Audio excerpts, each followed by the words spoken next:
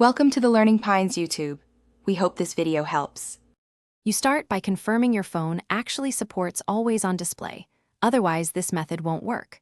Once done, disable battery saver and plug in or connect to Wi-Fi so updates won't interrupt. Next, open Settings and search for Display, go straight to the AOD option. Tap it to begin configuration, choose a clock or widget layout now. This immediate action prepares the system to keep a low-power display layer active while preserving battery life. Once you have the AOD toggle visible, configure the schedule.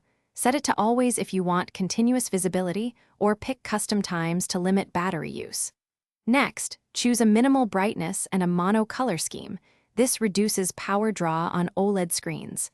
Make sure Show on Tap is enabled if you want interactive wake without full unlock. Finally, test by locking the phone. Verify the display shows the clock and notifications in low power. This confirms the configuration took effect.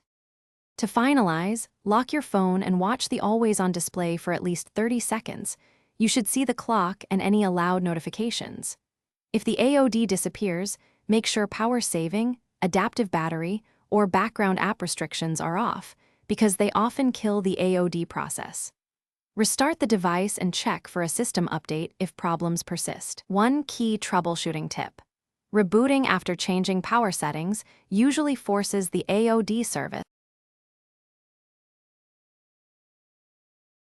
Thanks for watching. Consider subscribing if we helped you.